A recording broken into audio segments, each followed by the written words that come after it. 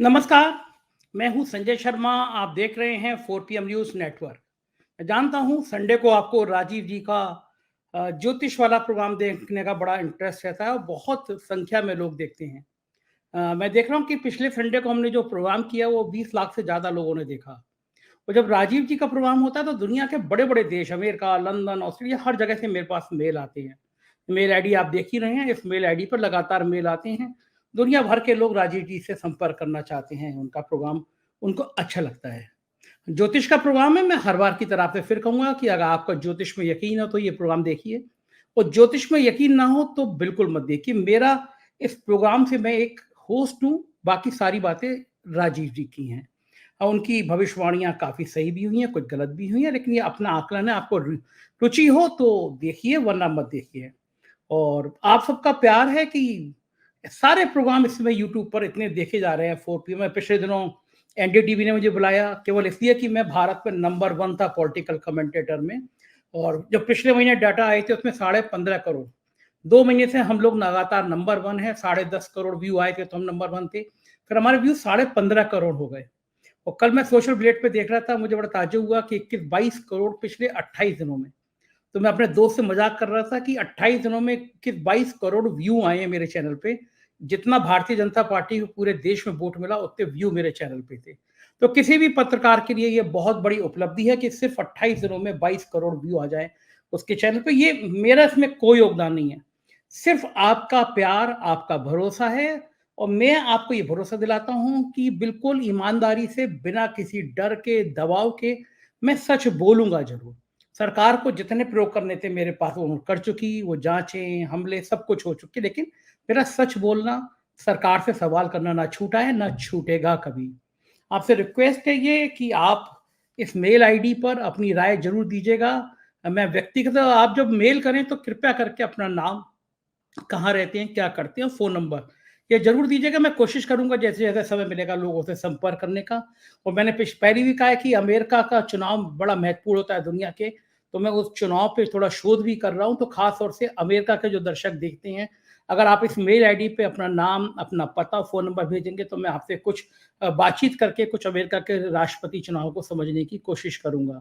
चलते हैं राजीव जी के पास। क्या ज़बरदस्त भविष्यवाणियाँ की, इस बार तो उन्होंने बिल्कुल प्रवचन की तरह मुझसे बात करी। मतलब वो बहुत ज़्यादा इस प्रोग्राम में बड़े खुश थे, प्रफुल्लित थे। उन्होंने कांग्रेस, भारतीय जनता पार्टी, आम आदमी पार्टी के बारे में विस्तार से बात करी। केजरीवाल की कुंडली में प्रधानमंत्री का भी योग है, ये बात आज उन्होंने इंटरव्यू में की। बहुत बड़े-बड़े पॉलिटिकल खुलासे हैं। मेरी रिक्वेस्ट है समय निकालिएगा, पूरा इंटरव्यू सुनिएगा, फिर मेल करिएगा। चलते हैं राजीव जी के पास। 4 PM न्यूज़ नेटवर्क में स्वागत है राजीव जी आपका। कमाल हो गया आपका। पिछले संडे को हमने प्रोग्राम रिकॉर्ड किया, एक हफ्ते में 20 लाख से ज़्यादा लोगों ने देखा। आप तो सुपर डुपर हिट हो रहे हैं। 7 दिनों में 20 लाख से ज़्यादा, कम से कम 400 मेल आए हैं मेरे पास। जवाब देते-देते थक गया हूँ। विदेशों से मेल बहुत हैं, शायद ही कोई बड़ा देश होगा जिसके 10-15 मेल आपके फ़ोन नंबर के लिए नहीं आए होंगे। तो इतना कमाल कैसे होता है? आप फ़ोन जो आते होंगे, मैं ही कम से कम 500 लोगों को फ़ोन नंबर दे चुका हूँ। मैनेज कैसे कर पा रहे हैं आप? भाई ये तो देखो सब हनुमान जी ने ये शक्ति दे रखी है, मैं इसमें कुछ नहीं कह सकता। हाँ, लेकिन ये जो बहुत अच्छा लगता है कि वास्तव में मुझे ये आश्चर्यचकित करता है कि इतने सारे मिलियन व्यूज़ जो हमको मिले हैं। और जब मैं दूसरे एस्ट्रोलॉजर्स को यूट्यूब पे देखता हूँ, तो उनके किसी के 2000, किसी के 6000, किसी के 8000 जब व्यूज़ होते हैं, तो मुझे लगता है कि भई देशवासी मेरे ऊपर कितना भरोसा करने लगे हैं। और ये सब चीज़ें संजय जी मुझे निरंतर जो है और मेहनत करने के लिए और कमिटमेंट मेरा बढ़ा देता है, मेरी ज़िम्मेदारी बढ़ा देता है कि मैं देश के सामने देखिए जो भी होगा अल्टीमेट रिज़ल्ट तो भगवान के हाथ में होते हैं। लेकिन बीइंग ए ज्योतिषी, चूँकि ज्योतिषी काल की गणना करता है, काल से वो आने वाले भविष्य के बारे में जान सकता है। उसके पास इतनी सुविधा है, तो उसका कर्तव्य है कि वो देश के लोगों के सामने सत्य, ज़्यादा से ज़्यादा सत्य के ऊपर बात करने वाला हो। और जब मैं दूसरे ज्योतिषियों को देखता हूँ तो वो मोदी जी की कुंडली, राहुल गांधी की। और मजे की बात देखो, किसी एक डीजीपी ने मेरे को हॉरोस्कोप मतलब एक वीडियो फॉरवर्ड की, उसमें वो राहुल गांधी की कुंडली गलत चर्चा कर रहा है। और मोदी जी की कुंडली तो जो 17 सितंबर 1950 की, अगर वो सब मैं लगातार प्रोग्राम में कह चुका हूँ कि भाई उनकी कुंडली वो जन्म समय उनका नहीं है, मुझे गुजरात के लोगों ने बताया। तो इसीलिए लोगों का विश्वास जो है सत्य की तरफ जा रहा है, और ये बहुत अच्छी खुशी की बात है कि कलयुग में बेशक जैसे मैंने कहा कि सतयुग में 100% धर्म रहेगा, धर्म का अर्थ मतलब सत्य का पालन, और त्रेता युग में 75% धर्म होगा, 25% अधर्म होगा, द्वापर में 25-25 होगा, और कलयुग में त्रेता युग का उल्टा है कि यहाँ तो 75% अधर्म है लेकिन 25% धर्म, यानी सत्य का आचरण और सत्य जिंदा जरूर रहेगा। तो मुझे शायद ये जो 2 मिलियन जो व्यूज मिले हैं, मुझे ये ईश्वर से मेरी भक्ति हनुमान जी के प्रति मेरी काम कर गई है कि हनुमान जी ने वास्तव में मुझे, ये लोगों के अंदर विश्वास बैठ चुका है कि ये व्यक्ति सत्य पर और सच्चे ज्ञान पर बात करता है। ये मेरे लिए सबसे बड़ा खुशी का बात है। तो आपको अच्छा, ये मुझे ये बता दीजिए कि आपके तो 20 लाख हुए, लेकिन हमारे 4PM पे ये कृपा कैसे बरस रही है कि हम पिछले महीने नंबर 1 पे थे 10.5 करोड़ व्यू के साथ, फिर 15 करोड़ व्यू आ गए हमारे, जब हम नंबर 1 पे पूरे देश में हम जाने माने दिग्गज पॉलिटिकल कमेंटेटर से हम 5-5 गुना ज़्यादा व्यू आ रहे हैं। और इस महीने में कल socialblade.com पे देख रहा था, इस महीने में हमारे 22 करोड़ व्यू 28 दिनों में हैं। यानी भारतीय जनता पार्टी को पूरे देश भर में जितने वोट मिले हैं उतने व्यू सिर्फ 28 दिनों में 4PM पर आ गए, बाकी सब आधे आधे से भी कम पे हैं। तो ये 4PM पर इतनी कृपा कैसे बरस रही है आपके सानिध्य? जो आपको पता होगा, आपकी जब हॉरोस्कोप हमने चर्चा की थी कुंभ लगन की, तो इस समय लग्नेश आपके कुंभ में शनि जो है कुंभ में ही गोचर कर रहे हैं, तो 10वें भाव को दे रहे हैं। 10वां घर जो है फेम का होता है, नेम फेम का। और साथ में अभी शुक्र जो है अभी 2 दिन पहले ही राशि बदले हैं, वो अब मीन में आ गए, लेकिन इससे पहले वो आपके लगन में ही थे, और शुक्र आपका भाग्येश है। तो भाग्येश का लगन में जाना और लग्नेश का 10वें भाव पर देखना, तो ये राजयोग तो बना हुआ है, इसीलिए आपको राजयोग के फल प्राप्त हो रहे हैं। अरे वाह, क्या बात है। चलिए अब आज की राजनीतिक चर्चाओं पे आते हैं। जो प्रश्न था कि मैंने कहा कि देखिए वास्तव में मैंने आपके पिछले प्रोग्राम में ये कहा था कि भाजपा की हॉरोस्कोप में और देश की कुंडली में भी जो है कि फॉरेन से ह्यूमिलेशन आ रहा था, और वो देखिए एक सेकंड, मैं यही तो सवाल आपसे करने जा रहा था। आपने पिछले प्रोग्राम में पिछले संडे को कहा कि भारतीय जनता पार्टी की पूरे दुनिया में बदनामी होगी, सरकार की बदनामी होगी, आपने कहा था मुझसे। और मैं भी सोच रहा था, आपका प्रोग्राम खत्म हो गया तो मैं सोच रहा था बैठे बैठे, शाम को एनालिसिस कर रहा था, मैंने कहा राजीव जी ने कहा है कि दुनिया भर में बदनामी होगी, ऐसा कौन सा काम हो सकता है कि भाई पूरी दुनिया हम पे कमेंट करने लगे। तब तक मामला सामने आ गया, अमेरिका ने, जर्मन ने, अब तो यूएन ने भी केजरीवाल की गिरफ्तारी और कांग्रेस के खाते सीज करने दोनों पे टिप्पणी कर दी। यानी फजीयत हुई भारत की पूरी दुनिया में कि भारत का लोकतंत्र बहुत बड़ा लोकतंत्र है दुनिया का, और लोग चिंता कर रहे हैं लोकतंत्र खत्म हो रहा है। तो आपने जो कहा था वो 100% सत्य हुआ कि भारत की फजीयत हुई पूरी दुनिया में। कैसे, क्या कहा था आपने, किस आधार पे कहा था आपने? हाँ, देखिए वो ऐसा है इसलिए क्योंकि मैंने आपको बताया ना कि जो आपकी जो चंद्र कुंडली मैंने ये दिखाई थी, ये हॉरोस्कोप में, ये जो हॉरोस्कोप हाथ से बना के दिखाई थी मंगल के गोचर की, और उस मंगल के गोचर में मैंने उसी समय प्रेडिक्ट कर दिया था कि इंटरनेशनल ह्यूमिलेशन आ रहा है। मैंने उसमें साफ साफ लिखा भी है कि जुडिशरी का सिग्निफिकेटर है, और ये इंटरनेशनल ह्यूमिलेशन दरअसल भारत की कुंडली में मंगल जो है 12वें घर का स्वामी है। तो 12वां घर जो हमारा क्या नाम है, इंटरनेशनल इवेंट्स का भी होता है, और 9वां घर भी होता है क्या आपके इंटरनेशनल संस्थानों का, जुडिशरी का भी होता है, डेमोक्रेटिक इंस्टीट्यूशन भी उसी में आता है। यूनाइटेड नेशन जो है वैदिक ज्योतिष के अनुसार भारत की कुंडली जब दिखाइएगा तो भारत की कुंडली के अनुसार 9वें घर से यूनाइटेड नेशन देखा जाएगा। तो 9वें घर का लॉर्ड जो है शनि और मंगल इकट्ठे हैं, जो 15 मार्च को आए थे। तो इसीलिए देखिए ये घटना कहाँ घटी, मतलब ज्योतिष की एक्यूरेसी से देखिए कि जैसे ही शनि मंगल 15 मार्च को इकट्ठे होते हैं और ये चीजें निकल के आ रही हैं कि पहले जर्मनी ने, फिर उसके बाद अमेरिका ने, फिर अब यूनाइटेड नेशन ने भी भारत में फ्री एंड फेयर इलेक्शन के प्रति चिंता जताई है। ये अपने आप में नरेंद्र मोदी जी के लिए 10 साल के कार्यकाल का सबसे बड़ा ब्लॉट, सबसे बड़ा काला धब्बा है कि विदेश जो है आपके चुनावी प्रक्रिया पर और आपके विपक्ष के ऊपर, मतलब डेमोक्रेसी के ऊपर प्रश्न चिन्ह लगाने लगा। आप जितना मर्जी आप अरबों खरबों रुपया खर्च करके अपनी ब्रांडिंग करते रहिए, लेकिन भाई कालिक तो पुत चुकी है, कालिक पुत गई है। और इसके अलावा आपको बताया पिछले प्रोग्राम में मैंने जब अरविंद केजरीवाल की हॉरोस्कोप चर्चा की थी, तो मैंने कहा कि अरविंद केजरीवाल को इंटरनेशनल फेम मिलने का योग है। तो आप देखो दो घटनाएं, दो भविष्यवाणी पूरी हुई कि भारत का, बीजेपी का, मोदी जी का इंटरनेशनल ह्यूमिलेशन हुआ। और अरविंद केजरीवाल का शब्द इस्तेमाल किया है जर्मनी ने भी और अमेरिका ने भी और यूनाइटेड नेशन ने भी। तो आप बैठे बैठाए बीजे, और सबसे बड़ी बात, मैंने 17 फरवरी को भाजपा की आपके तीसरे चौथे प्रोग्राम में मैंने क्या कहा था कि 17 फरवरी से भाजपा का मति भ्रष्ट होने का योग, मति कहते हैं संस्कृत का वर्ड है, हिंदी में कहते हैं बुद्धि, तो भाजपा के बुद्धि भ्रष्ट होने का योग मैंने 17 फरवरी से बताया। तो बैठे बैठाए अरविंद केजरीवाल को ग्लोबल लीडर बना दिया इन्होंने, उसको जेल में, तो जेल में क्या डाला, ग्लोबल लीडर बना दिया। भाई ये देखो, महात्मा गांधी, जवाहरलाल नेहरू, सरदार पटेल और मौलाना आजाद, ये सब बड़े बड़े जो आजाद भारत के आंदोलन वाले बड़े नेता थे, बड़े विद्वान थे, सबके सब एडवोकेट थे, पढ़े लिखे थे, विदेशों से पढ़ के आए थे, उन्होंने भी बहुत साल जेल में रहे हैं।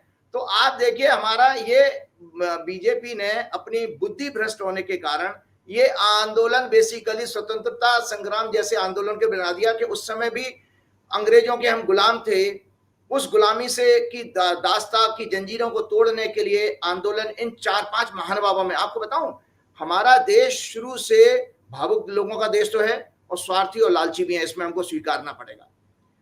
उस समय भी आप याद रखिएगा कि 1857 में आजादी की पहली चिंगारी कब निकली थी, जब मंगल पांडे नाम का एक ब्राह्मण आया था सामने। मंगल पांडे नाम का एक ब्राह्मण, उसने जब वो फौज में था तो जब वो जो विरोध किया था, वो कारतूस में कुछ मांस वाला कुछ चक्कर था, लोग सशक्त, तो उसके बाद देखिए आंदोलन की शुरुआत हुई है।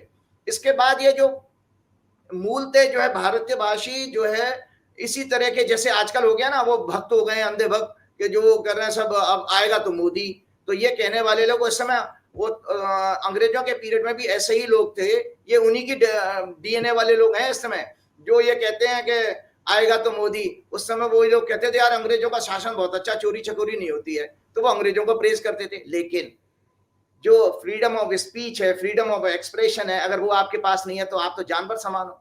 इससे स्वतंत्रता का अर्थ क्या है कि अगर मेरे पास फ्रीडम और स्पीच नहीं है, भाई डेमोक्रेसी में राजा तो जनता है, तो जनता अपना अपना विचार व्यक्त नहीं कर सकती, अपने जो इसको चुना है अपने सुख सुविधा के लिए उसके पॉलिसीज को क्रिटिसाइज नहीं कर सकती, तो क्या फायदा उस डेमोक्रेसी का। तो वो डेमोक्रेसी को देखिए, उसकी आग चिंगारी किसके, 4-5 मात्र चंद लोगों ने, ज्यादा भीड़ की जरूरत नहीं होती है, 4-5 नेहरू जी, गांधी जी, मौलाना आजाद, जिनके मैंने अभी नाम लिए, स्वतंत्र राजेंद्र प्रसाद जी, सरदार पटेल, ये सब लोगों के, अंबेडकर जी, इन लोगों की वजह से ही देखिए पूरी जनता में चेतना जागी है। तो इसलिए जनता निराश ना हो, विपक्ष कमजोर हो गया ये कोई महत्व नहीं रखता है, आपको आगे आना पड़ेगा क्योंकि आप ही मालिक हैं। तो मैंने आपको बताया कि जब मैंने प्रोग्राम किया था तो इस चीजों को देखा कि भाई अरविंद केजरीवाल एक ग्लोबल फिगर बन गए, तो बन गए भाई उनके नाम की चर्चा यूनाइटेड नेशन कर रहा है किसी व्यक्ति विशेष की, कितनी बड़ी बात है। मायावती के लिए कर रहा है क्या, ममता बनर्जी के लिए कर रहा है क्या, तो उनकी कुंडली में योग था, इसलिए अरविंद केजरीवाल इंटरनेशनल फेम उनको मिला है। तो मैं आज आपको जल्दी से एक मैंने राइटअप बनाया था जो मैं बताना चाहता हूं कि क्या क्या घटना घट रही है और आगे क्या घटने वाली है। लेकिन पहले एक सवाल ये लीजिए मेरा कि मनीष सिसोदिया, संजय सिंह, केजरीवाल सब तो जेल में, इन बेचारों की तो दुर्गत होगी। आपने कहा कि केजरीवाल का बढ़िया भविष्य है, ये तो बेचारे सबके सब जेल में चले गए हैं, तो इनका भविष्य क्या होगा। नहीं देखिए, मैंने अभी मैं आऊंगा, मैंने वो विषय मुझे लेना है कि जब मैं राजनीतिक पार्टियों की कुंडली मैंने जो विषय तैयार किया वो जरूर मैं लोगों को शेयर करूंगा। तो भाई भविष्य क्या है ये देश के लोगों को, और जो वोटर जा रहा है वोट करने उसको जानना भी आवश्यक है। कहीं भाई पार्टी खत्म तो नहीं हो जाएगी, जैसे आरएसएस और बीजेपी का एक एजेंडा है कि कांग्रेस मुक्त भारत, लेकिन कांग्रेस मुक्त भारत 10 साल में तो नहीं कर पाएंगे। तो इसी तरह मैं उस सब्जेक्ट पे आता हूं, लेकिन मैं जो बताना चाह, देश विश्व के दर्शकों को मैं याद दिलाना चाहता हूं कि मैंने अपने पिछले प्रोग्राम में प्रेडिक्ट किया था कि देश, भाजपा सरकार, मोदी की नीतियों की विश्व में बदनामी होगी, उनके लिए ह्यूमिलेशन का फेज आएगा। ये सब भविष्यवाणी 100% सच हो गई। जब सबसे पहले जर्मनी, उसके बाद यूनाइटेड स्टेट्स, और 2 दिन बाद यूनाइटेड नेशन ने भी भारत के विपक्ष के साथ हो रहे अन्याय के खिलाफ टिप्पणी की है। इन सबको भारत में निष्पक्ष और फेयर इलेक्शन की चिंता है। इन्होंने मांग की है कि केजरीवाल कांग्रेस के मैटर्स में प्रॉपर जुडिशियल न्याय होना चाहिए। ये स्वतंत्र भारत में फर्स्ट टाइम हुआ है संजय जी कि विश्व आज भारत में प्रजातंत्र और संवैधानिक संस्थाओं के निष्पक्ष और फेयर होने की बात कर रहा है। इनकी टिप्पणियां इलेक्शन कमीशन के ऊपर भी बहुत बड़ा तमाचा है, उनके ऊपर कालिक लगा दी है। हम पाकिस्तान, बांग्लादेश, रूस से भी गए गुजरे हो गए हैं। चीफ इलेक्शन कमिश्नर बड़े चौड़े होकर अपनी प्रेस कॉन्फ्रेंस में कह रहे थे, मैं फ्री एंड फेयर इलेक्शन कराऊंगा, I am committed and I will be ruthless अगर कोई मेरे पास कोई गड़बड़ी आएगी। लेकिन अब विपक्षी पार्टियों ने जब ये कांग्रेस के ऊपर जो इनकम टैक्स की कार्रवाई हुई है उसके ऊपर सारे विपक्षी दल मिले थे, एक हफ्ते से ज्यादा हो गया है, लेकिन चुनाव आयोग की तरफ से कोई कार्रवाई का कोई संदेश नहीं आया है। तो ये सब कहने की बात है। चीफ इलेक्शन कमिश्नर बड़े चौड़े होकर अपनी प्रेस कॉन्फ्रेंस में ट्रांसपेरेंट और फेयर इलेक्शन की बात कर रहे थे। आज विश्व के इन देशों की चिंता पर वो खामोश क्यों है और उनका चेतना, उनकी जमीर क्यों मर गया है चीफ इलेक्शन कमिश्नर का? मैं तो जानता ऐसे पदों पर बने रहने का फायदा क्या, जब इनकी आने वाली पीढ़ियां और इतिहास इनको और तलवे चाटने वाले अफसरों को और इनकी वर्किंग पर हमेशा खर्च करेंगे। श्राप मिलेगा इन लोगों को जीवन में। मैं तो व्यक्तिगत रूप से चीफ इलेक्शन कमिश्नर को जानता हूं जनाब। ये इनका उठना बैठना आज मैं दर्शकों के सामने खुलासा कर रहा हूं कि इनके घर में भाजपा और संघ के लोगों का आना जाना है। तो ये ट्रांसपेरेंट कैसे हो सकते हैं? अगर आपके बच्चे ब्यूरोक्रेट्स होंगे तो आप तो भाई साहब आराम से मैनेज हो जाओगे, आप तो अपने पद से हटने के बाद बच्चों की चिंता करोगे। तो ये इसीलिए ये प्रश्न चिन्ह है आज इलेक्शन कमीशन के ऊपर ही। कॉन्स्टिट्यूशन में याद रखिएगा, इलेक्शन कमीशन के पास एनॉर्मस पावर है, ये प्रधानमंत्री को भी जेल भेज सकता है। याद करिए सेशन का टाइम, हम जब इलेक्शन कमिश्नर TN शेषन थे, मुझे याद है Sanjay ji, I belong to Shikohabad. हमारे शिकोहाबाद में एक बूथ के ऊपर MLA के ऊपर वहां तमिलनाडु के पुलिस के एक सिपाही ने थप्पड़ मार दिया था MLA के। क्यों? क्योंकि वो चीफ इलेक्शन कमिश्नर ने क्या कहा कि वो क्या करते थे, रीशफलिंग कर देते थे पुलिस की, कि अगर उत्तर प्रदेश में चुनाव है तो तमिलनाडु की पुलिस भेज दी, और तमिलनाडु में उत्तर प्रदेश की पुलिस भेजी, क्योंकि वो लोकल ब्यूरोक्रेसी तो सरकार के अधीन है, तो उनके तरह से काम करेगी। यहाँ पर तो कुछ नहीं हुआ। अब इन इलेक्शन कमिश्नर महोदय को जब आप free and fair transparent election की बात कर रहे थे तो सबसे पहले ED और CBI के चीफ को बदलना चाहिए था, होम सेक्रेटरी को बदलना चाहिए था, प्रधानमंत्री कार्यालय के सारे अफसरों को बदलना चाहिए था अगर उनके अंदर ताकत है तो। मैं आज उनको चैलेंज कर रहा हूं, अगर आपके अंदर जरा सा भी जमीर जिंदा है तो आप ED, CBI, income tax commissioner और इन जांच एजेंसियों के हेड्स को बदलिए और होम सेक्रेटरी को बदलिए। ये सब तो इस सरकार के पिट्ठू हैं, सबके सब तलवे चाट रहे हैं। फ्री फेयर इलेक्शन हो ही नहीं सकता। और आपको दर्शकों के लिए चौंकाने वाली और डराने वाली बात अभी बता देता हूं। 2 दिन पहले शुक्र चेंज हुआ है। भारत की कुंडली में शुक्र छठवें घर का लॉर्ड है। छठवां घर इलेक्शन प्रोसेस का माना जाता है, लड़ना, फाइट करना। ये शुक्र जो है छठवें से छठवें भावत भावम सिद्धांत के अनुसार 6 to 6 में गया, 11वें भाव में गया है, राहु केतु के बीच में, और उच्च का हो गया है। इलेक्शन प्रोसेस में कोई मैनिपुलेशन का संकेत मिल रहा है। अभी देश की जनता को जागरूक होना पड़ेगा। ये इलेक्शन कमिश्नर सब मिले पड़े हैं, ये सब एक ही थाली के चट्टे बट्टे हैं। इनसे उम्मीद मत कीजिए कि फ्री एंड फेयर इलेक्शन का।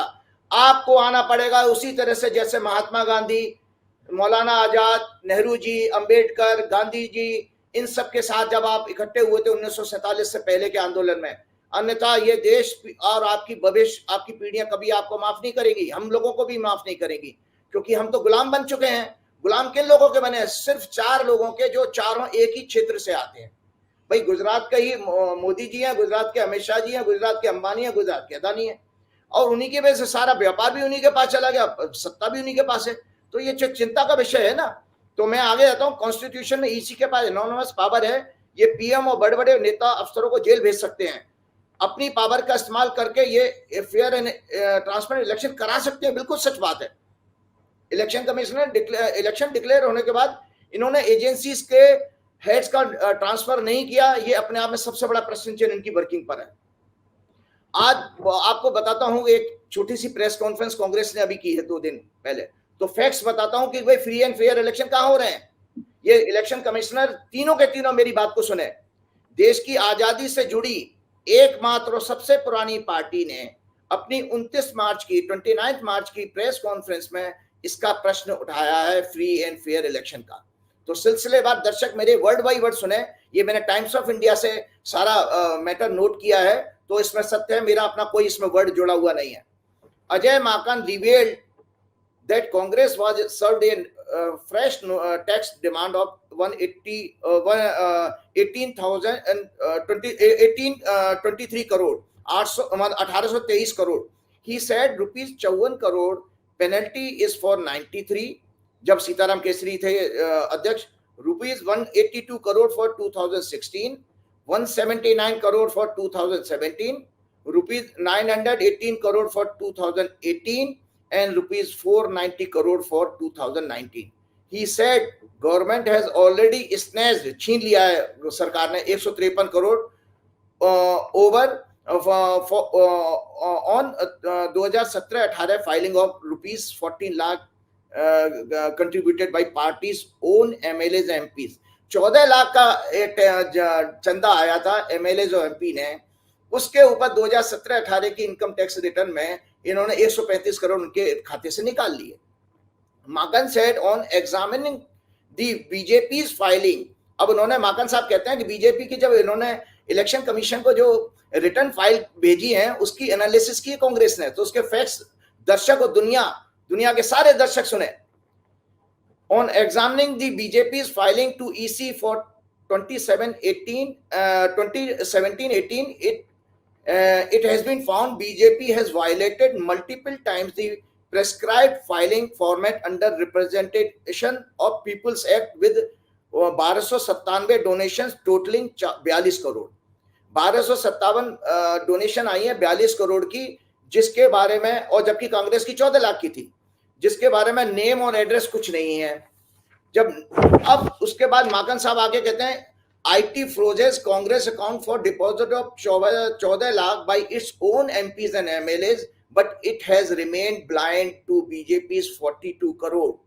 If the same parameters, मतलब पेनल्टीज अगर इसी रेशियो में पेनल्टीज लगाई जाए जैसे 14 लाख पर लगाई गई थी, अगर 42 करोड़ जो बीजेपी का घपला है बिना नेम एंड एड्रेस का उस पर लगाई जाए, तो जनाब संजय जी ये अमाउंट डिमांड का इनकम टैक्स का जो लायबिलिटी बन जाती है बीजेपी के ऊपर 4600 crore. 4600 crore. Income tax commissioner और इलेक्शन कमिश्नर क्यों चुप हैं इस बात के लिए? ये तो इनकम टैक्स की ईसी की वेबसाइट से लिया गया है. कांग्रेस इसके लिए कोर्ट में एक PIL फाइल करने जा रही है, जैसे प्रेस कॉन्फ्रेंस में उन्होंने कहा. BJP should be asked to pay 4600 crore. ये PIL दाखिल होने जा रही है, इस वीक में हो जाएगी. एक तरफ तो भाजपा ने लगभग 13,000 करोड़ इलेक्ट्रोल बॉन्ड्स और अन्य सोर्सेज से prepaid, post paid and post raids, मतलब छापे मारने के बाद, ये प्रेस कॉन्फ्रेंस में कहा गया के बाद रिश्वत के रूप में उगाही की है, एक्सटॉर्शन किया है. अब ये IT का सहारा लेकर टैक्स टेररिज्म के जरिए विपक्ष को खत्म करना चाह रहे हैं. पूरा देश. राजीव जी एक बात बड़ी अच्छी लगी मुझे, आप में और मोदी जी में एक बड़ी समानता है, वो भी देखकर बोलती हैं और आज आप भी देख के पढ़ रहे हैं. और दूसरा सवाल ये, आज मुझे आप ज्योतिषी कम और कांग्रेस के नेता ज्यादा लग रहे हैं. मेरे दर्शक भी कहेंगे, क्योंकि आज दर्शक भी कहेंगे ये तो भाषण, आज राजीव जी भाषण वाली शैली में बोल रहे हैं. तो चुनाव ना लड़ने का इरादा तो नहीं है आपका? सच बताइए. बिल्कुल नहीं. देखिए, मतलब आपकी भविष्यवाणी में है कि सांसद बनेंगे आपकी? पता चला एक दिन अचानक घोषणा हो कि राजीव जी नामांकन करा रहे हैं अपना. नहीं, मैं बिल्कुल कोई पॉलिटिक्स का मेरा कोई क्रेज नहीं है, लेकिन मैं इसलिए बता रहा हूँ कि फैक्ट्स जब होते हैं तो आप अखबार की न्यूज़पेपर की न्यूज़ है ये, उसको मैं बता रहा हूँ सुन के, क्योंकि फैक्ट्स जाने चाहिए, मेरे वर्ड्स उसमें जुड़ने नहीं चाहिए, नहीं तो वो. अच्छा चलिए ये बात तो हो गई, लेकिन मुझे बताइए, आपने कहा था कि कांग्रेस की जन्मपत्ती तो अच्छी है, इन बेचारों के पास तो खाने पीने के पैसे ही नहीं बचे, सब तो जब्त हो गए इनके. ये जो जब्त हो रहे हैं, क्या गिरोह के हिसाब से ये फ्री होंगे या ये ऐसी हालत में चुनाव लड़ने जाएंगे? पैसा कहाँ से आएगा? नहीं, बिल्कुल आएगा. देखिए, जो जब तक आप याद रखें, आपको याद होगा संजय जी, 2016 में नोटबंदी जब की गई थी, अखिलेश अपना कोई रथ लेके निकलते, चुनावी रथ, उनका 4 तारीख को रथ खराब हो जाता है. सेम पैटर्न आप देखिए, पैटर्न बीजेपी का देखिए कैसे विपक्ष को खत्म करने का है. रथ खराब हो जाता, 8 तारीख को नोटबंदी कर दी जाती है. और इस नोटबंदी से क्या हुआ था? क्योंकि मायावती, अखिलेश और विपक्षी पार्टी अपने बेचारे नोट बदलने में लग गई, तो उनका दिसंबर का और जनवरी का जो चुनाव प्रचार का टाइम था, फरवरी में चुनाव हुए, वो खराब हो गया. तो इससे ये पता लग जाता है कि भाई इन्होंने हमेशा विपक्ष का क्रूशियल टाइम जो है कैंपेन का, वो बर्बाद किया है. मैं आपके उस प्रश्न में जरूर आ रहा हूं कि पार्टियों का भविष्य क्या है, क्योंकि कांग्रेस आज पैसे के लिए मोहताज है, क्योंकि जो कानूनी प्रक्रिया है वो पहले इनकम टैक्स को वो के अपील करेंगे, फिर वो कोर्ट में जाएंगे, फिर हाई कोर्ट में जाएंगे, सुप्रीम कोर्ट, तब तक इलेक्शन हो जाएगा। तो आपने तो उनका तो इलेक्शन खराब कर दिया ना पूरा। तो मैं आपको देश की भोली भाली जनता को याद कराना चाहता हूं कि किस तरह से नोटबंदी से स्मॉल एंड मीडियम स्केल उद्योग, अनऑर्गेनाइज सेक्टर पूरी तरह से बर्बाद हुआ। जीएसटी लाने के बाद बीजेपी के परम मित्र कॉर्पोरेट के उद्योगों को मल्टीपल टाइम्स ग्रोथ का लाभ मिला, क्योंकि ये जीएसटी के टैक्स रिफंड का भी रिफंड्स को क्लेम कर सकते हैं। इन्हीं कॉर्पोरेट्स के 16 लाख करोड़ के कर्जे माफ किए गए।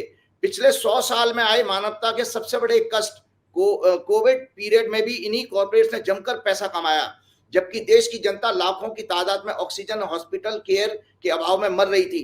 क्या देश अब भी सोचता है कि ये मानव है? शास्त्रों के अनुसार ये दानवों और राक्षसों के गुण हैं।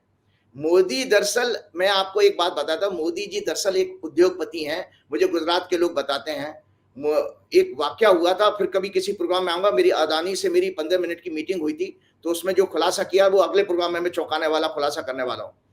गुजरात के एक भाजपा के पूर्व सीएम ने ही बताया था कि मोदी जी की जो है बचपन से संगति ऐसे लोगों से रही थी जो उगाही करने वाले और इस तरह के लोग रहे हैं।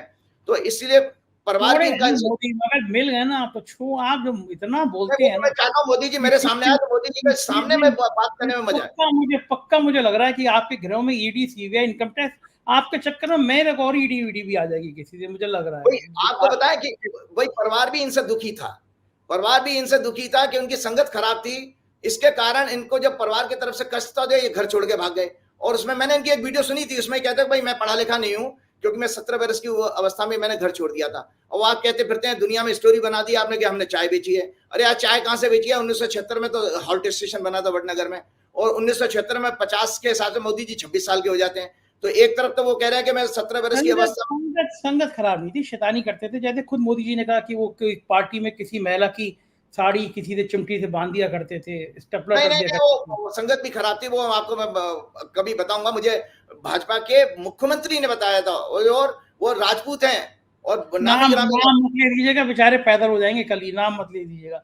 मुझे पता है कि बीजेपी के बहुत बड़े बड़े लोग आपके संपर्क में रहते हैं, मुझे पता है। नहीं, बीजेपी के ही संपर्क में, मेरे पास कांग्रेस और आप पार्टी का कोई संपर्क में नहीं। और दूसरा बात देखिए, हॉल्ट स्टेशन बना था 1976 में। मोदी जी ने अहमदाबाद जब आए हैं भाग करके, वहां पर चाय जरूर बेची है। वो चाय का किस्सा था, घर पे नहीं कभी बेची उन्होंने, क्योंकि उनके परिवार का तो पसारी थे। उनका परिवार का धंधा जो है बेसिकली व्यापार, बिजनेस का रहा है। आज एक प्रश्न और आपके प्रश्न से पहले लेके आना चाहता हूं, आपके प्रश्न का जवाब देने से पहले कुंडली से, क्योंकि वो सुर्खियां बन गया था। 600 लॉयर्स ने एक लेटर लिखा था, और उस लेटर को उसमें वो लंदन वाले लॉयर भी हैं जिनकी शादी में बड़े बड़े भगोड़े ललित मोदी आज मैं जनता को इनको एक्सपोज करने के लिए लोग कौन हैं और कौन से ऐसे लोग हैं ये दानवों की तरह आपका खून चूस रहे हैं। ये सब के सब मायावी राक्षस हैं जो 600 आए थे, जिसको मोदी जी ने देर नहीं लगाई अपने ट्वीट में उसको अटैच करने में। देखिए, टाइम्स ऑफ इंडिया 29 मार्च की न्यूज है, PM backs lawyers letter bid to pressure judiciary. Electoral bonds case में मोदी सरकार के सारे हथकंडे जब सुप्रीम कोर्ट के सामने फेल हो गए, इनके एक्सटॉर्शन और के रैकेट का देश और दुनिया के सामने जब पर्दाफाश हो गया, साल्वे, रोहतगी, तुषार मेहता जैसे सुप्रीम कोर्ट की बार काउंसिल के प्रेसिडेंट के रूपी सभी ब्रह्मास्त्र जब इनके टॉप के एडवोकेट फेल हो गए, तब इन्होंने फिर से सुप्रीम कोर्ट के जजेस पर प्रेशर बनाने के लिए इन 600 नामी ग्रामी एडवोकेट्स के साइन लेटर को रिलीज किया है। ये भी एक तरह का प्रॉक्सी वार है कॉर्पोरेट की तरफ से, क्योंकि इसमें सरकार और कॉर्पोरेट का नेक्सस इलेक्टोरल बॉन्ड में क्या हुआ है? सरकार भाई ऑर्डर लेने वाला और रिश्वत देने वाला, तो ये जो है नेक्सस एक्सपोज हो गया है। तो ये नेक्सस चाहता है किसी तरह से सुप्रीम कोर्ट प्रेशर में आ जाए, तो इन वकीलों को आगे कर दिया गया। मैंने देखो इस बात की पहले ही प्रेडिक्ट किया था कि 17 फरवरी से इनकी बुद्धि भ्रष्ट होने की गृह दशा चल रही है। तो संजय जी, ये भी बुद्धि भ्रष्ट होने का बहुत बड़ा उदाहरण है कि आपने जिन 600 वकीलों को आगे किया, वो सबके सब तो भाजपा से कनेक्शन वाले पाए गए, भाजपा आरएसएस से संबंध है सबके सबके। और वो तो प्रेशर है, चंचूड़ पे प्रेशर बनाने के लिए किया गया ये। हाँ, बिल्कुल प्रेशर बनाने के लिए किया। और दूसरा देखिए, उनमें से एक वकील साहब तो ऐसे हैं जिनकी लंदन की पार्टी में जाम से जाम टकरा रहे थे, लोग थिरक रहे थे, नाच रहे थे, भगोड़े लोग और भारत से उसमें भागे वो हुए। पैसा लेके, देश से पैसा लेके भागे हुए लोग नाच रहे थे उसमें तो मुकेश अंबानी भी वहां पहुंचे हुए थे। तो आप एक तरफ भोली भाली जनता का पैसा, देश का टैक्स का पैसा लूट करके भागने वाले और उनको बचाने वाले वकीलों को आप 6 से लुटेरों को, एडवोकेट्स को लेके आप आगे कर रहे हो, तो क्या जताना चाह रहे हो आप कि देश जो है सुप्रीम कोर्ट के जजमेंट के खिलाफ है? कतई नहीं है। देश सुप्रीम कोर्ट के जजमेंट की वाहवाही कर रहा है, क्योंकि संजय जी मुझे ऐसी जानकारी मिली, किसी ने बताया था, बहुत नजदीकी सुप्रीम कोर्ट के वकील ने, कि मेरे प्रोग्राम को जुडिशरी देखती है सुप्रीम कोर्ट की और पसंद भी करती है।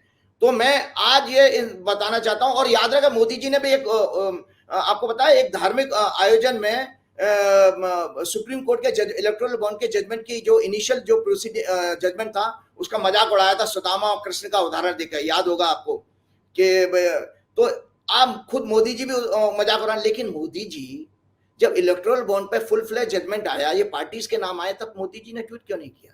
मोदी जी मणिपुर वाली घटनाओं पर ट्वीट नहीं करते हैं। देश की जनता मोदी और कॉर्पोरेट के प्रॉक्सी दलाल, प्रॉक्सी मतलब दलाल है ये कॉर्पोरेट के ये सारे लोग, इन नामी ग्रामी एडवोकेट से ये पूछे कि जब मोदी सरकार छात्रों, माइनॉरिटीज, महिलाओं, दलितों, आदिवासियों पेशाब करने की घटना जो हुई थी मध्य प्रदेश में, बेरोजगारों पर अत्याचार कर रही थी, तब इनकी मृत समान आत्मा क्यों नहीं जागी इन वकीलों की, 600 लोगों की? जब किसान 1 साल तक आंदोलित रहे, जिसमें 700-800 किसान मरे, तब ये 600 वकील क्यों नहीं बोले? सुप्रीम कोर्ट को सरकार, एसटी को सरकार को बर्खास्त करना चाहिए था, इनको कहना चाहिए था। मणिपुर में जब महिला निवस्त्र कराकर परेड कराई गई थी, तब भी ये क्यों नहीं बोले? जब महिला पहलवान खिलाड़ी जब सड़क पर घसीटी जा रही थी, तब भी ये अपने नशे में क्यों धुत थे, तब भी ये क्यों नहीं बोले? इन 600 एडवोकेट्स में ऐसे लोग हैं जिनका सभी का संबंध भाजपा और आरएसएस है, जो सिर्फ और सिर्फ बड़े बड़े उद्योगपतियों के ही केस लड़ते हैं। याद रहे, माइनिंग्स पर राइट के जो केस अभी चल रहा है, माइनिंग्स राइट्स का केस चल रहा है, राज्य वर्सेस केंद्र, उसमें भाई साहब ये वकील मुकुल रोहतगी वगैरह जो नामी ग्रामी वकील हैं, वो उद्योग घरानों का जो तरह से पैरवी कर रहे हैं। इन उद्योगपतियों, इन सभी को लाखों करोड़ों की फीस मिलती है। इनकी पार्टीज में देश का पैसा लूटकर विदेश भागने वाले देशद्रोही शामिल होते हैं और जाम से जाम टकराकर डांस करते हैं। देश की जनता नींद से जागे, आंखें खोले। अगर कपिल सिब्बल, प्रशांत भूषण और अन्य आरटीआई एक्टिविस्ट एडवोकेट ना हो, तो भाजपा उद्योगपति, गोदी मीडिया, चापलूस अफसर जिनका ईमान मर चुका है, उनका पर्दाफाश कभी भी नहीं हो पाएगा। ये जो वकील हैं कपिल सिब्बल, प्रशांत भूषण जी जैसे, ये वास्तव में सच्चे देशभक्त हैं, जो देश की जनता के सामने सत्य लाने का प्रयास कर रहे हैं और लड़ रहे हैं सुप्रीम कोर्ट से। दरअसल ये जनता की आवाज मजबूत करने वाले ये एडवोकेट्स ही सच्चे देशभक्त हैं, और सुप्रीम कोर्ट के सभी लर्नड जजेस ईश्वरीय न्याय का प्रतीक हैं। हमारे सुप्रीम कोर्ट के जज हैं, ये ईश्वरीय न्याय का प्रतीक हैं। हम सभी आज मैं जनता से हाथ जोड़ के प्रार्थना करना चाहता हूं, हम सभी देशवासियों का कर्तव्य है कि इन एडवोकेट्स कपिल सिब्बल, प्रशांत भूषण जैसे एक्टिविस्ट, सोशल एक्टिविस्ट और सुप्रीम कोर्ट के जजेस की दीर्घायु और कल्याण के लिए हम सबको प्रतिदिन 3 बार हनुमान चालीसा का पाठ करना चाहिए, क्योंकि अगर ये है तो ये प्रजातंत्र रहेगा, अगर ये नहीं है तो ये देश रहने लायक नहीं बनेगा। क्योंकि पहले भी आपको पता है कि बहुत सारे उद्योगपति कई लाख की तादाद में देश छोड़कर चले गए और विदेशों में उन्होंने अपना धंधा खोल लिया है। पूरा भाषण लिख के आए हैं आज आप। नहीं, भाषण इसलिए जरूरी है, सत्य के रूप में लाना तो पॉइंट्स तो बनाने पड़ेंगे। और आपको एक न्याय की बताते, तो न्याय का मतलब लोग नहीं जानते। तो मेरी, जैसे मैं पिछली बार फंडामेंटल एक व्यक्तिगत सवाल बताइए, अगर कोई सांसद आपको इनवाइट करे कि ऐसी भाषण उनकी रैली में पढ़ दीजिए आके, तो आप चले जाएंगे? आज अपने बढ़िया बोले भाषण वाले स्टाइल में, तो अगर ये भाषण आप किसी पार्टी के मंच पे देंगे तो उसकी रेटिंग बढ़ जाएगी, सपा बसपा कांग्रेस के कोई भी विपक्ष का। नहीं, मुझे अपनी देश की जनता, देखिए ये भी एक मेरे पास एक ही देशभक्ति करने का एक साधन है कि मेरी वाणी जो है देश के लोगों तक पहुंचे। जो 20-20 लाख अगर लोग देख रहे हैं, तो मैं चाहता हूं कि देश की सोई जनता जागे किसी तरह से। वही उसी इस हफ्ते वो 20 लाख क्रॉस होने वाला है। आपको करंट आ गया है इस बार, आपने आज सोच रखा है कि बिल्कुल मोदी जी की आप बिल्कुल आज वो सारे गिरह इकट्ठे कर देंगे मोदी जी के लिए। मैं आपको एक बहुत अच्छी जानकारी दे रहा हूं कि दर्शकों को, जब मैंने फंडामेंटल राइट पहले बताए थे, तो इस बार मैंने न्याय क्या है? आप तो फिलोसफी के स्टूडेंट रहे हैं, जहां तक मैंने किसी प्रोग्राम में सुना था। अरे एक दर्शकों को एक रोचक जानकारी देता हूं भाई। दर्शकों, आज मैं एक ऐसी रोचक जानकारी देने जा रहा हूं कि संजय 4 PM का प्रोग्राम, मेरा पहला प्रोग्राम 1 जून से शुरू हुआ था। और मैं और संजय जी आज तक फिजिकली नहीं मिले हैं। हमारी फोन पे बात हो रही है या प्रोग्राम में ही है? संजय जी बताइए, कंफर्म करिए कि आप कभी आज तक हम लोग हमारी चाय भी नहीं हुई, आज तक नहीं हुई है, कभी नहीं हुई है, देखा ही नहीं हमने आज तक। 10 महीने हो चुके हैं। सो देखिए, तो आपको हनुमान जी ने हमारे पास भेजा, जुड़ गए, तो हमारी बात शब्द आपके जरिए आगे तक पहुंच रही है। तो न्याय जैसे आप चूंकि फिलोसफी के स्टूडेंट रहे हैं संजय जी, तो हमारे भारतीय शास्त्र और वेदों के अनुसार 6 फिलोसफीज कही गई हैं, जिसको षड दर्शन कहते हैं। 6 दर्शन है, वो है सांख्य योग, योग, वैशेषिक, मीमांसा, वेदांत और न्याय। तो न्याय हमारे यहाँ एक दर्शन माना गया है, फिलोसफी है। न्याय दर्शन भारत के 6 दर्शनों में से एक है। इसके प्रवर्तक अक्षपाद गौतम है।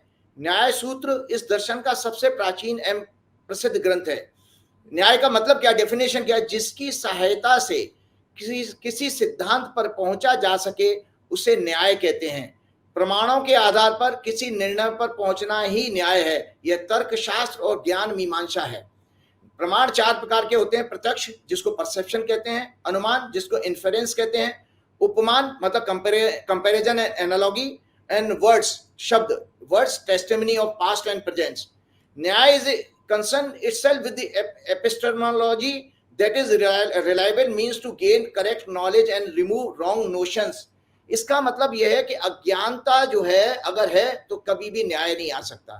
तो भाजपा ने क्या किया कि सोशल मीडिया के, उनकी आईटी सेल ने सोशल मीडिया के जरिए अज्ञानता इतनी ज्यादा फैलाई कि हम न्याय का मतलब ही भूल गए, और हमको वही लगा जो मोदी कहे सो सब सही है। वो ऐसा नहीं होगा। और अब मैं आपके विषय पर आता हूं, जो आप वेट कर रहे होंगे कि पार्टी वाइज देखिए। पहले मैं तीनों पार्टियों की कुंडली दिखा देता हूं, फिर ज्योतिषी विश्लेषण करूंगा। ये देखिए कांग्रेस, दर्शक देखें, कांग्रेस और बीजेपी है। ये अलग से भेज भी दीजिएगा, हम लोग इसको पूरा बड़ा करके लगाएंगे भी इसको। ये इसके बाद आप पार्टी है, ये आप पार्टी की कुंडली है जो 26 नवंबर 2012 को बनी। अब इस कुंडली का मैं कुछ विश्लेषण आपको बता देता हूं। दरअसल चूंकि वोटर वोट डालने जा रहा है, उसको पता होना चाहिए। और यही जहां तक मुझे याद है संजय जी कि इलेक्शन कमिश्नर के इसी के अनुसार 3 ही नेशनल पार्टीज हैं। आप पार्टी अभी अभी बनी थी, नेशनल पार्टी बनी थी ना, गुजरात वगैरह की जब कुछ सीटें आ गई थी उनको, और मायावती वगैरह नहीं है, ये नेशनल पार्टी नहीं है। तो 3 नेशनल पार्टी, मुझे आज चूंकि लोकसभा का चुनाव है, ये नेशन का चुनाव है, तो मुझे दर्शकों को ये जानकारी भी आज देते हुए बड़ी खुशी हो रही है कि मैंने एक राइटअप तैयार किया है कि आपका भविष्य, प्रजातंत्र और संवैधानिक संस्थाएं किस पार्टी के पास सबसे ज्यादा सुरक्षित है। तो आपको वोट करने में आसानी होगी, क्योंकि ये ज्योतिषी विश्लेषण है, इसलिए बता रहा हूं। आर्टिकल है या ज्योतिष के हिसाब से आकलन है? नहीं, ज्योतिष के हिसाब से आकलन है। मैं ज्योतिषी विश्लेषण मतलब एस्ट्रोलॉजिकल एनालिसिस दे रहा हूं। तीनों कुंडलियां जो मैंने दिखाई हैं आप सुनते जाइए। वैदिक ज्योतिष के अनुसार शनि न्याय, democracy and all forms of democratic institution का कारक माना गया शनि को। और लेबर क्लास, डाउन ट्रोडन मतलब दलित, आदिवासी, कॉमन मैन और लॉन्ग लास्टिंग फेम का सिग्निफिकेटर भी शनि को माना गया। मतलब शनि जो अगर चिरस्थायी जो फेम मिलता है ना किसी को, फेम देने वाले संजय जी 2 ग्रह हैं, सूर्य और शनि। सूर्य का फेम जो है अहंकारी होता है और क्षणिक होता है, मतलब शॉर्ट टाइम में रहेगा, और शनि का चिरस्थायी होगा। आप अरविंद केजरीवाल का फेम क्यों है? क्योंकि अरविंद केजरीवाल को शनि की कृपा है। तो शनि की कृपा मतलब जो गरीब तबका आपको पसंद करता है वो आपका कभी साथ नहीं छोड़ेगा, पैसे वाला साथ छोड़ जाएगा। और सूर्य का मतलब हो गया इन्फ्लुएंशियल आदमी, वो तो अपनी पाले बदल लेगा कभी भी। तो आज मैं भाजपा की कुंडली पहले चर्चा कर रहा हूं, जो मैंने अभी आपको दिखाई है। इनका शनि वक्री सूर्य के नक्षत्र में है, वक्री मंगल, वक्री गुरु और राहु केतु से पीड़ित होकर तीसरे घर में है। मंगल झगड़े अन्याय का प्रतीक है। चंद्रमा जो इनके मन का कारक है वह भी नीच का है। 6वें भाव में मंगल से पीड़ित है, अर्थात ये पार्टी जनता, लेबर क्लास, दलित, आदिवासी, डेमोक्रेसी, डेमोक्रेटिक इंस्टीट्यूशन को बर्बाद करने की सोच रखती है। मैंने छल कपट के योग बताए थे, आज मैं बता रहा हूं कि डेमोक्रेसी का सत्यानाश, डेमोक्रेसी को खत्म करने की सोच अगर किसी नेशनल पार्टी के अंदर तो भाजपा के अंदर है। वो ग्रहों के आधार पर बता रहा हूं, बर्बाद करने की सोच रखती है। उनका कभी भी सम्मान नहीं कर सकते। ये सदैव इनको क्रश करके, खत्म करके बदला लेना चाहेंगे। इनकी कुंडली में मैंने आपको बताया था, आपके सारे प्रोग्राम में, फोबिया और स्किज़ोफ्रेनिया बीमारी एक मानसिक मनोरोग होती है जिसमें आप डर के कारण किसी पे हिट करते हो, उसको मारने का प्रयास करते हो। ये बीमारी होती है कि हमें डर लगता है जैसे बिच्छू से, मच्छर से या किसी कीड़े मकोड़े से, तो आप उसको किसी चीज से हिट करके मारना चाहते हो, चाहे वो आपको काट रहा ना हो। यही काम देखे मोदी जी के, देखो कांग्रेस के साथ जो कर रहे हैं, या अरविंद केजरीवाल को जेल में डाल दिया, तो उनकी सारी एक्टिविटीज में देखिए कि ये उन्होंने डर पैदा करके विपक्ष को खत्म कर रहे हैं, उनको मारने का प्रयास करते हैं, या तो वो अपनी तरफ मिला लेंगे या उनको खत्म करने का कोशिश करके। तो ये इसलिए इनकी कुंडली में फोबिया, स्किज़ोफ्रेनिया मानसिक बीमारी के योग हैं, जिन्हें मैं अपने पिछले प्रोग्राम में बहुत अच्छे रूप से एक्सप्लेन कर चुका हूं। ये और इनके गुण सुन लीजिए, बड़े गुण हैं इनके अंदर, जिन्हें मैं ये लालची, स्वार्थी, भ्रष्टाचार और काले धन का संग्रह करने वाली पार्टी है, रहेगी। इनकी बुद्धि और विवेक का कारक बुध और गुरु, 5वां भाव उसका स्वामी शुक्र, 9वां भाव 9th हाउस उसका स्वामी शनि, सभी पीड़ित हैं। आपको पता है दया करुणा 9वें घर से देखी जाती है। बुद्धि की शुद्धि, आत्मा की शुद्धि जो होती है ना, प्योरिटी ऑफ माइंड, वो 9th हाउस और 5th हाउस, वो भी दोनों पीड़ित हैं। सो मन से किसी के लिए भला नहीं सोच सकते ये लोग, भाजपा वाले। केवल पैसा पैसा पैसा, वो पैसा पैसा करती है तू, क्या पैसे पे क्यों मरती है। आपको गाने भी आते हैं आपको? हाँ, तो ये जो शुक्र का लगन है ना मेरा, तो मैं इंटरेस्ट रखता हूँ थोड़ा सा। पिक्चर देखते हैं इसका मतलब आप? शुक्र का लगन है, मैं सिंगिंग का भी इंटरेस्ट रखता हूँ मैं। अच्छा, गाना भी गाते हैं आप? जी जी जी। हाँ, इनकी कुंडली देखिए, एक बहुत अच्छा उदाहरण दे रहा हूँ दर्शकों को। इनकी कुंडली उसी तरह के योग की है जैसे प्राचीन समय में हम कहानियों में सुनते थे ना, कि कैसे सूदखोर व्यापारी भोले भाले गांव वालों की अनुचित ब्याज के द्वारा जमीन हड़प लेता था। हम बचपन में कहानी सुनते थे ना कि सूदखोर व्यापारी था, उल्टी सीधी ब्याज लगा के गांव वालों की जमीन हड़प ली। तो इनकी कुंडली में वो योग है। ठीक इसी तरह की कहानी हमने अंग्रेजों के पीरियड में भी सुनी है, जिसे आमिर खान की लगान मूवी में दिखाया गया था। वो भी तो लगान लगा करके कब्जा कर लेते थे। तो वो भाजपा की कुंडली में योग है। इसीलिए ये किसानों के, ये 3 किसान कानून लाए थे, काले कानून। ये चाहते थे किसानों की जमीन पर कब्जा करना। वो तो भगवान भला करे, और किसानों की जो ताकत थी, उनकी जो यूनिटी थी, उसके आगे इनको झुकना पड़ा। किसानों से भी ये सदैव नफरत करते हैं। इनका सूर्य मंगल से पीड़ित है, शनि सूर्य के नक्षत्र में, इसलिए तानाशाही वाला रवैया भी इनका है। अब आइए दूसरी पार्टी के बारे में, कांग्रेस। इन्हीं ज्योतिष प्रमाण, क्योंकि मैं अपनी मन गणत बात नहीं कह रहा हूं, दर्शक देखेंगे जब आप कुंडली लगाएंगे कि बकायदा शनि पे उनकी दृष्टि चली जानी चाहिए। एक शनि को बेस बना करके मैंने तीनों पार्टियों की व्याख्या कर रहा हूं, क्योंकि शनि क्या सिग्निफिकेंस रखते हैं वो मैंने एक्सप्लेन कर दिया। कांग्रेस, इनकी कुंडली में बकरी शनि सूर्य की सिंह राशि में है और केतु के नक्षत्र में है।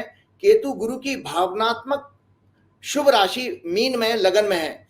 इनके न्याय के भाव 9वें घर में शुभ ग्रह बुध है, और 9वें घर का स्वामी मंगल अत्यंत शुभ भाव 5वें घर में स्थित है। मंगल 5वें घर में चला गया। लग्नेश गुरु केंद्र में है, 4th हाउस सिंहासन और आत्मशुद्धि, संतोष, अच्छे चरित्र और जन कल्याण करने के भाव में इनका बृहस्पति, इनका लगन का स्वामी बैठा हुआ है।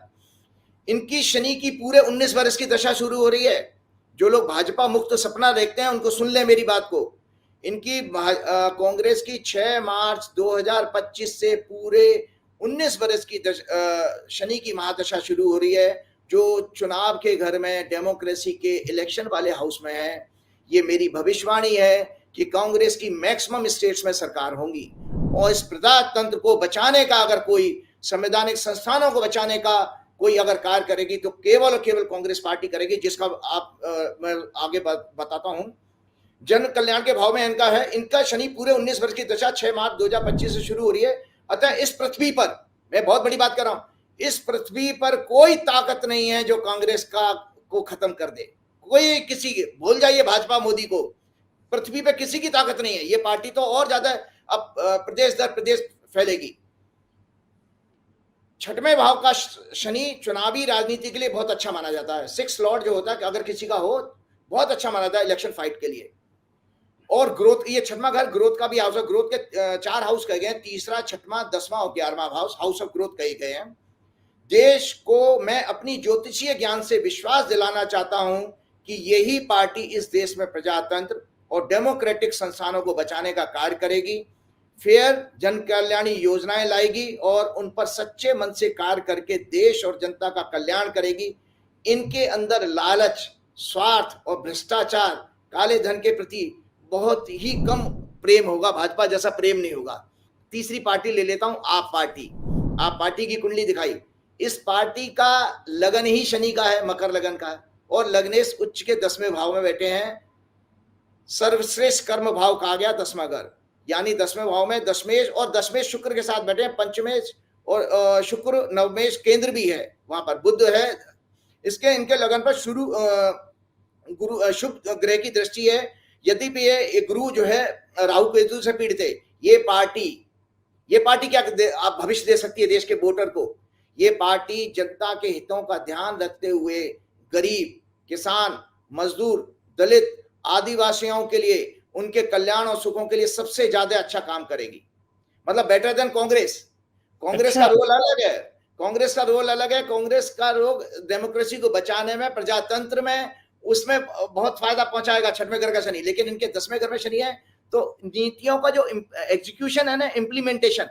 इसीलिए देखिए अरविंद केजरीवाल ने शिक्षा और स्वास्थ्य और इन जन कल्याणी शुद्ध पीने का पानी, इस पे जन कल्याणकारी नीतियों पे काम किया नहीं किया था? वो इसी वजह से दिया क्योंकि आप पार्टी की कुंडली वो एक्सप्लेन करती है। अतः भविष्य में अगर, हाँ, तो मैं अब एक बताता हूं जिसके कारण इनकी यही यूएसपी रहेगी, जिसके कारण इन्हें एजुकेटेड युवाओं, महिलाओं और कम डाउन ट्रोडन वर्गों के लिए कार्य करने से ही नेम और फेम मिलेगा। इनकी प्रस्तुति हमेशा लोअर कास्ट के लोगों में बहुत अच्छी होगी और एजुकेटेड लोग जो होंगे। ये कि केजरीवाल की जन्मपत्री में, उनकी आम आदमी पार्टी की जन्मपत्री में केजरीवाल का प्रधानमंत्री बनने का योग है क्या? वो भी आ रहा हूं अभी 2 मिनट में ये दीजिए, प्रोग्राम थोड़ा बड़ा हो जाएगा, माफी कीजिएगा, लेकिन मैं क्या पॉलिटिकल प्रोग्राम में चर्चा होनी चाहिए। एक और बहुत चौंकाना वाला तथ्य आपके सामने लेके आ रहा हूं। एक गुजरात के 4 PM की वजह से मेरे फॉलोअर बने थे, सॉरी राजस्थान के, वो अग्रवाल साहब हैं। तो वो 40 साल गुजरात में उन्होंने काम किया। तो उन्होंने जो चौंकाने वाले फैक्ट्स बताए हैं वो सुन लीजिए। एक राजस्थान के अग्रवाल साहब ने बताया कि मूलतः गुजराती पीपल नॉर्थ इंडिया के वैश्य कम्युनिटी से एनिमिटी और दुर्भावना रखते हैं। यही कारण है कि अरविंद केजरीवाल जो नॉर्थ इंडिया की इसी कम्युनिटी से आते हैं, बिलोंग करते हैं, शुरुआत से ही मोदी, शाह, अंबानी, अदानी की आंखों में चुभते रहे हैं, क्योंकि उत्तर भारत के ये वैश्य कम्युनिटी के हैं। उत्तर भारत के लोगों को गुजराती लोग पसंद नहीं करते हैं, व्यापार के संबंध जुड़े हुए। और ये लोग उत्तर भारत के, और एक और बात कहते हैं ये लोग, मुझे जो जानकारी मिली, ओबीसी वर्ग के लोगों के अंदर से शरीर में से गंदी बदबू आती है, उनको एलर्जी है ओबीसी वर्ग के लोगों को, के बारे में भी उनकी ओपिनियन है। देश का दुर्भाग्य है कि यही लोग आरएसएस को सबसे ज्यादा चंदा देते हैं और नागपुर के लोगों द्वारा डोमिनेट करने वाली उस संस्था पर, वो संस्था जो है, जो नागपुर के लोग जो डोमिनेट करते हैं, वो मौज कर रही है इनके चंदे पर। ये कभी नहीं चाहते, नागपुर की संस्था कभी नहीं चाहती कि उत्तर भारत का कोई सरसंचालक हो जाए, कभी नहीं चाहेगी। बताओ, आपको बता दे। अब मैं आता हूं आपके लिए। एक सेकंड, एक सवाल में बीच में आ गया दिमाग में, मुझसे कई लोगों ने पूछा। आज सुबह एक बहुत बड़े प्रभावशाली क्षत्रिय नेता हैं भाजपा के, मेरे मित्र हैं, उनका फोन आया। चूंकि वो नाम नहीं लूंगा, व्यक्तिगत बातें थी, तो उन्होंने मुझसे कहा कि संजय जी, आपको पता है कि पता नहीं भारतीय जनता पार्टी क्षत्रियों से क्यों नाराज हो गई है। 100-150 जो टिकट काटे गए उसमें 80 टिकट क्षत्रियों के काट दिए गए हैं। अच्छा, फिर मैंने एनालिसिस किया, मेरठ और मुरादाबाद, बिजनौर, इस इलाके में हमेशा पहले 7-8 MP ठाकुर हुआ करते थे। ये उत्तर प्रदेश सरकार में जो मंत्री सरकार बनती थी, 5-6-7-8 कैबिनेट मिनिस्टर क्षत्रिय होते थे। योगी सरकार में सिर्फ एक कैबिनेट मिनिस्टर क्षत्रिय है, और पूरा मेरठ, मुरादाबाद, सहारनपुर, इस मंडल में जहां पे 7-8 MP ठाकुर होते थे, एक भी ठाकुर को टिकट नहीं है। गाजियाबाद से वीके सिंह हुआ करते थे, वीके सिंह का टिकट काट दिया गया। जिन अतुल गर्ग को दिया गया, कल वीडियो वायरल हो रहा है, उनकी पिटाई हो गई। सोचिए, भाजपा के प्रत्याशी की पिटाई हो गई। वो वहां के क्षत्रिय खुल के इस बार बीजेपी का विरोध कर रहे हैं, सूचनाएं आ रही हैं। तो भाजपा का क्षत्रियों से क्यों दुराव हो गया, क्या कारण है उसका? भाई देखो, सूर्य इनका पीड़ित है, सूर्य इनका बकरी मंगल से पीड़ित है ये, तो ये कभी भी ताकतवर कौम को ये झेल नहीं सकते दोनों के लोग, क्योंकि मैंने पहले भी बताया कि नरेंद्र मोदी जी बाई इनसाइड बहुत डरपोक किस्म के व्यक्ति है, दोनों के दोनों बहुत डरपोक हैं। और आपको एक जानकारी बता देता हूं, अभी मैं चर्चा करूंगा इनकी वर्षफल की, क्योंकि 6 अप्रैल आने वाली है। हमारा छतरियों से क्या मतलब, इनका मतलब क्या विरोध की अगर आपकी कुंडली में अगर सूर्य पीड़ित होगा तो आपको छतरियों के साथ आपकी कभी भी बैलेंसिंग अच्छी नहीं होगी। तो इनका पीड़ित है, पीड़ित है मतलब मोदी जी की आठवीं दृष्टि से मंगल से पीड़ित हो रहा है, तो इसलिए इनकी छतरियों से कभी तालमेल अच्छा बनेगा नहीं। आप देखिए राजनाथ सिंह को इन्होंने वजूद खत्म कर दिया। राजनाथ जी उस समय पार्टी प्रेसिडेंट थे जब मोदी जी आए थे प्रधानमंत्री बने। तो मुझे याद है कि जो आज इनके राज्यसभा के सांसद बने हुए हैं, जो राजनाथ जी के पॉलिटिकल एडवाइजर हैं, तो वो मेरी तरह इंजीनियर है वो भी, उन्होंने मुझे ये कहा था कि मोदी जी ने पैसा देने से मना कर दिया है।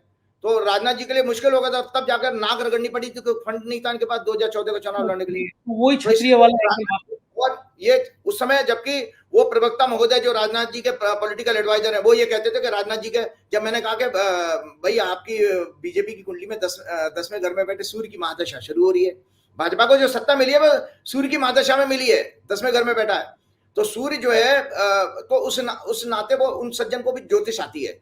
तो वो मुझे कहने लगे कि भाई इसका मतलब क्षत्रिय हमारे राजनाथ जी हैं, तो राजनाथ जी बनेंगे प्रधानमंत्री। तो राजनाथ जी का तो दूर दूर तक पता नहीं, आप राजनाथ जी को तो क्या हालत हो चुकी है, अब देश सारा देख रहा है। इसी वजह से योगी आदित्यनाथ के भी पर कतरने की कोशिश दिल्ली करती रहती है। बिल्कुल मान के चले, योगी आदित्यनाथ को कभी भी नहीं करेंगे, और ये किसी भी ओबीसी को भी नहीं आगे। देखिए मूलतः मैं बता दूं, ये गलत भ्रम फैलाया गया, ये सब पॉलिटिकल बातें हैं।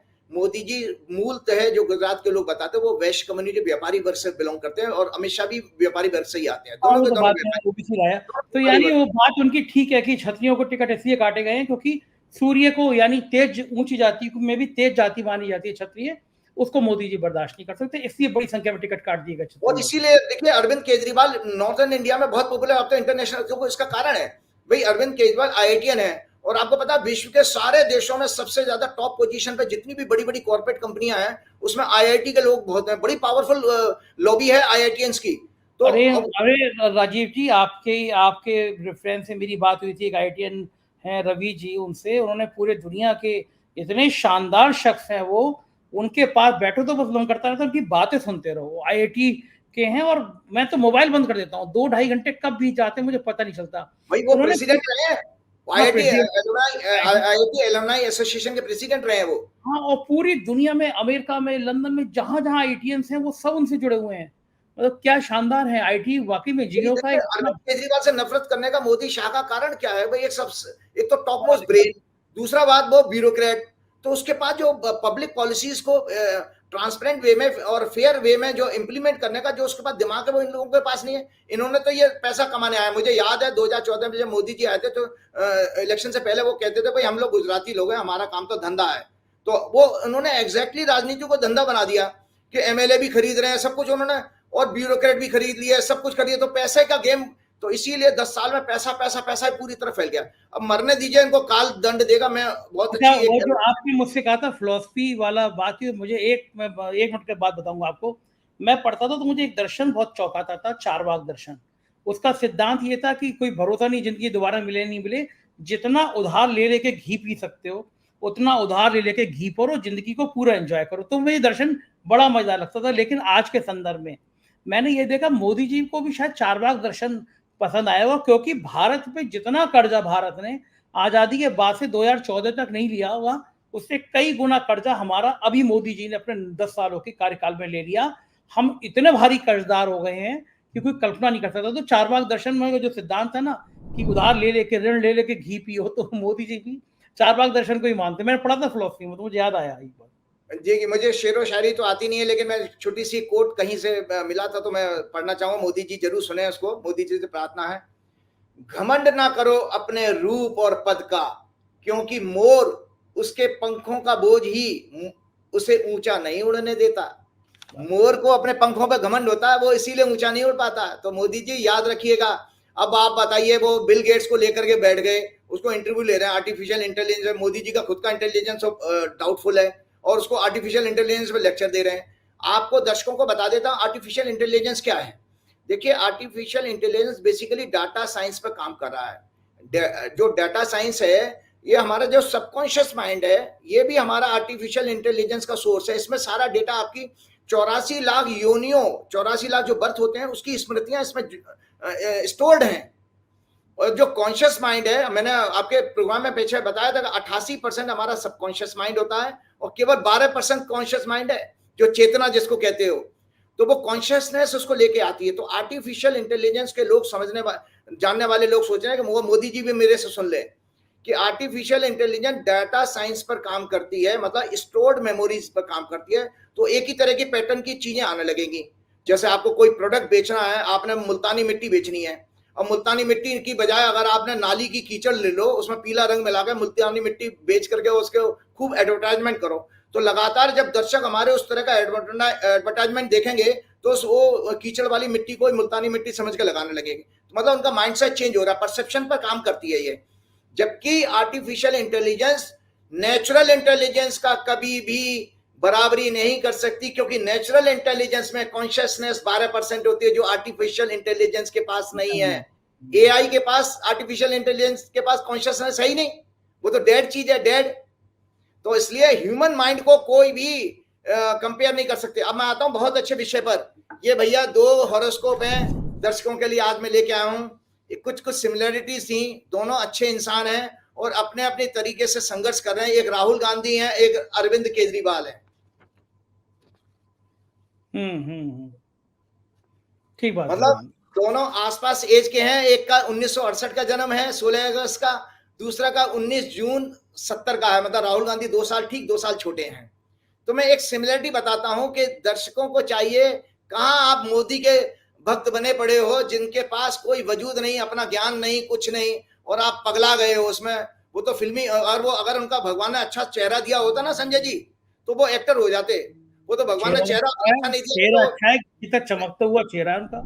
नहीं, वो चमकता हुआ तो चेहरा है, लेकिन वो मुझे के.एन. सिंह जो होता था एक विलेन, या वो अमरीश पुरी होता था, उस तरह के ज्यादा नजर आते हैं। महाराज।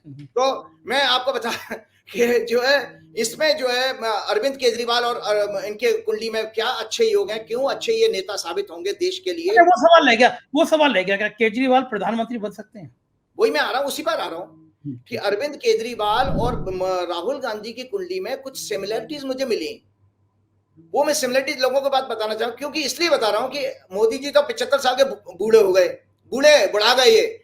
ये 50 साल की एज वाली जो फ्यूचर है भारत का, वो इन लीडरशिप में आना चाहिए। और आपका अखिलेश भी 70-72 के आसपास ही है, प्रियंका भी 72 की है, अखिलेश 72 के हैं और प्रियंका भी 72 के हैं। तो देखिए 1972। हाँ, 1972 का। तो दर्शक सुने अरविंद केजरीवाल और राहुल गांधी के ज्योतिषीय क्वालिटीज क्या है उनकी कुंडली में। अरविंद के लगन में भी विवेक, न्याय, धर्म, संस्कृति का कारक बृहस्पति है। अरविंद केजरीवाल की कुंडली में अच्छा इंसान है, बहुत अच्छा इंसान है, मुझे व्यक्तिगत रूप से बहुत पसंद है। उसकी कुंडली में 3 भारतीय वैदिक ज्योतिष में 3.5 ग्रह शुभ ग्रह हैं, उसमें 3 ग्रह भाई साहब उसके लगन में बैठे हैं। उस आदमी को तुम जेल में डाल के बैठे हो, वो भ्रष्टाचार कर ही नहीं सकता कभी, मरते दम तक उसके प्राण निकल जाएंगे, वो भ्रष्टाचार कभी नहीं करेगा। वो जहर खा लेगा लेकिन भ्रष्टाचार नहीं करेगा। ये दर्शक मेरी बात सुने, क्योंकि बहुत सारे आप पार्टी के लोग भी मुझे सुने। मैं आप लोगों के लिए बड़े भाई समान हूं, मैं सत्य आपके लिए सामने बता रहा हूं। अरविंद केजरीवाल सुसाइड करेगा लेकिन कभी ब्लैक का मनी का हेरफेर नहीं कर सकता। तो इनके अरविंद के लगन में विवेक, न्याय, धर्म, संस्कृति का कारक बृहस्पति है, और राहुल गांधी की कुंडली में भी बृहस्पति लगन में ही है। मजे की बात देखो, तो सिमिलरिटी देखो कि दोनों, इसीलिए देखो दोनों के अंदर कितने ट्रांसपेरेंट है ये, मतलब छल कपट दूर दूर तक है ही नहीं, होगा ही नहीं। इनके लगन में सभी शुभ ग्रह विराजमान है। अरविंद की बात कर रहा हूं। मन का कारक चंद्र शनि के साथ दया, करुणा, न्याय, नैतिकता के भाव में एक पूर्ण डिटैचमेंट योगी का योग बना रहा है। अरविंद केजरीवाल बेसिकली संसारी जीवन जीते हुए एक योगी का व्यक्तित्व है, इसीलिए उसके कपड़े पहनने का तौर तरीका देखो, वो साधारण रहता है। वरना आप सोचिए कि एक मिडिल क्लास के लिए सपना होता है आईएएस बनना, आईएएस, आईपीएस, आईआरएस बनना, आईआईटी में सिलेक्शन होना। उन सब चीजों को उस व्यक्ति ने पाया और वो आपकी सेवा करने के लिए वो आ गया। मुझे याद है कि जब वो आंदोलन में आए थे, जब वो आरटीआई एक्टिविस्ट थे, तो झुग्गी झोंपड़ियों में भी रहे हैं वो, मुझे पता है, मैंने अखबारों में पढ़ा है कहीं। उनकी पीड़ा जानने के लिए झुग्गी झोंपड़ियों में रहे हैं वो। और अपने अपने आप वो कंधे मतलब खंबे पे चढ़ के बिजली का मीटर जाने क्या करते थे, उन्होंने किया था। और ये डिटैचमेंट बैराग का योगी बना रहा है, इनकी वर्किंग सदैव फेयर एंड ट्रांसपेरेंट रहेगी। अब मैं राहुल गांधी के गुण बता देता हूं, गुरु का तो लिख बता दिया, गुरु उसके भी लगन में है। राहुल गांधी एक pure soul and crystal clear mind के स्वामी है। राहुल गांधी बेसिकली आत्मा और मन से एक शुद्ध जो है विशुद्ध आत्मा व्यक्तित्व कहते हैं, वो राहुल गांधी है। इनका लग्ने शुक्र कर्म भाव में, यानी 10वां भाव होता है, बैठकर राजयोग बना रहा है इनका शुक्र जो है, इसीलिए इस व्यक्ति को फेम मिल रहा है। वर्ल्ड में राहुल गांधी हमेशा फेमस रहेगा, क्योंकि ये बहुत अच्छा ज्योतिष का कॉम्बिनेशन है। लग्नेश अगर 10वें भाव में हो तो फेम के लिए सर्वोत्तम योग माना गया है। आप इसमें इन दोनों में एक चीज सवाल वो बार बार रह जा रहा है, इन दोनों का क्या प्रधानमंत्री बनने का योग है, राहुल गांधी का या केजरीवाल का, ये जरूर बताइएगा।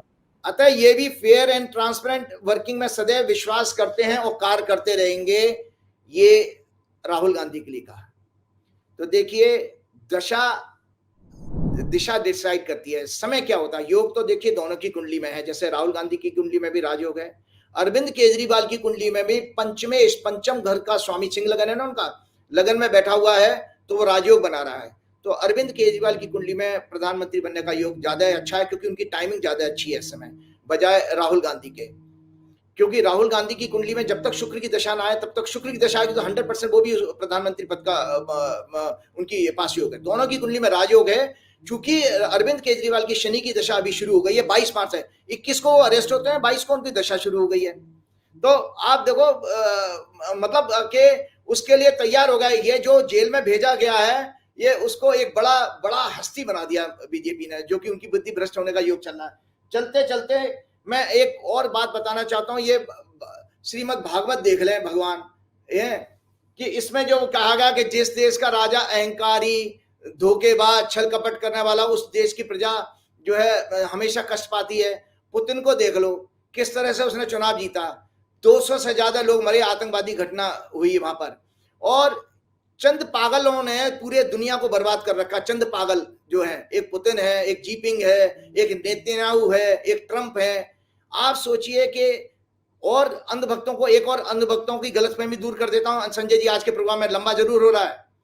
अंधभक्तों सुन लो, तुम बहुत भारत पाकिस्तान करते फिरते हो।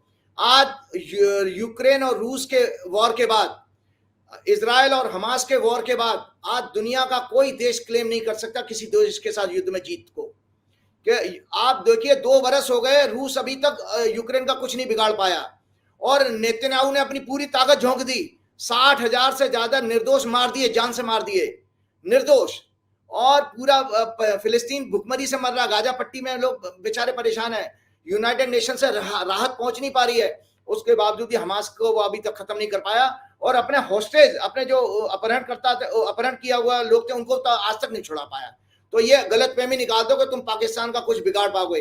अरे भाई, ये दुनिया सुख शांति के लिए बनी है, एक ही बार जीवन मिला है, एक ही बार, दोबारा नहीं मिलेगा। क्यों युद्ध करना, क्यों किसी से तनाव बढ़ाना, प्यार से रहो, अच्छे से रहो। आज से 1 घंटा हो गया, पता ही नहीं चला बात करते करते। एक बात कर रहा हूँ, आपसे भी जुड़ी हुई है, आपके लिए भी थोड़ी सी ज्ञान की बात है। According to WHO, the modern definition of health is a state of complete physical, mental, social and spiritual well-being and not mere absence of disease. अगर बीमारी नहीं है, ये कोई स्वास्थ्य नहीं है। मेंटली, फिजिकली, सोशली, स्पिरिचुअली ये आप हेल्दी होना चाहिए। तो आज एक आया था कि एक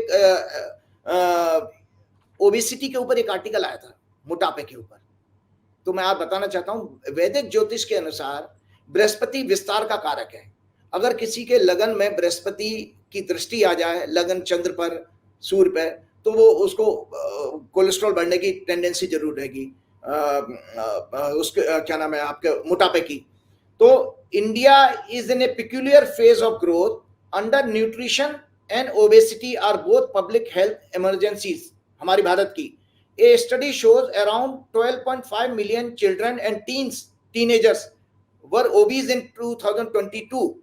12.5 मिलियन लोग मोटापे से 2022 में पीड़ित हैं, जबकि ये 0.4 मिलियन होता था 1990 में। Obesity is linked to heart attacks, strokes, type 2 diabetes, respiratory disorders and bad sleep. आपको पता है वो सतीश कौशिक होते थे, उनका इतना मोटा पेट निकला हुआ था, वो सांस बंद होने से मर गए। तो जितने लोग मोटे होते हैं उनको खर्राटे की और सांस लेने की भी तकलीफ होती है, उनका ब्रेथ, क्योंकि देखिए हमेशा जो हेल्दी ब्रीदिंग कही गई, मैंने आपके हर प्रोग्राम में कहा है, वो स्टमक से ब्रीदिंग होनी चाहिए। अब अगर आपके पेट आगे बढ़ जाएगा तो वेट उसके सामने आ गया तो आपका स्टमक मूव नहीं कर पाएगा। तो हम लोगों की टेंडेंसी हो जाती है, मोटे लोग कैसे सांस लेते हैं, मैंने बहुत सारे लोगों को ब्रीदिंग करवा के देखा, देखो कैसे लेंगे संजय जी, कंधे ऊपर कर लेते हैं, ये छोटा सांस है, इसमें पूरे लंग्स नहीं भर पाते हैं, तो इसलिए इस तरह के सांसों को छोड़ना पड़ेगा। तो मैंने कहा कि द चेंजिंग, अब ये क्यों होता है, changing nature of Indian economy, food, jobs, lifestyles has caused obesity to grow. Now work from home culture is also working as catalyst for this. जो वर्क फ्रॉम होम है इसमें भी लोग मोटे होते चले जाएंगे क्योंकि एक्टिविटी बंद है। Urbanisation, sedentary lifestyle, luxury and comforts, package food which are acidic in nature, no physical workout, bad posture and more screen time on phone and TV are, और हमारी गट की हेल्थ, जो हमारी इंटेस्टाइन है, आपको पता है पूरी एंटायर वर्ल्ड जो है, वेस्टर्न वर्ल्ड जो है, कोलाइटिस की बीमारी से पीड़ित है, जो बड़ी आंत की सूजन और उसमें अल्सर हो जाते हैं। ये सब इसी के कारण है क्योंकि हमारी सेडेंटरी लाइफस्टाइल हो चुकी है। तो क्या करें, जो मैंने हर प्रोग्राम में कहा है आपको कि भाई आप पूरा प्राण लेने का अभ्यास करिए, 20-25 बार रोज करिए, क्योंकि आप लुक एट मी, मैं संजय जी आपसे बड़ा हूं और 2-4-5 साल ज्यादा ही बड़ा हूं, उसके बावजूद आप देखिए मेरे पास फैट नहीं है। याद रखिए, उन योगा टीचर्स को देखिए जो योग सिखाते होंगे, उनके शरीर स्लिम ट्रिम मिलेंगे। तो जो पूरा प्राण है वो आपके अंदर बॉडी में, ब्लड के अंदर से कोलेस्ट्रॉल को डिसॉल्व करता है, जितनी भी इंप्योरिटीज हैं वो आपको डिसॉल्व कर देगा, आपको पतला बनाएगा अगर आप पूरा प्राण लेने की हैबिट हो जाएगी। चलते चलते भगवान हनुमान जी की प्रार्थना, तुमरे भजन राम को पावे, जन्म जन्म के दुख विसरावे। ये वेद के रूप में, अंत काल रघुवरपुर जाई, जन्म हरि भक्त कहाई, और देवता चित्त न धरई, हनुमत तेई सब कुछ करई। जय श्री राम, जय हनुमान। बहुत बहुत शुक्रिया राजीव जी, थैंक यू।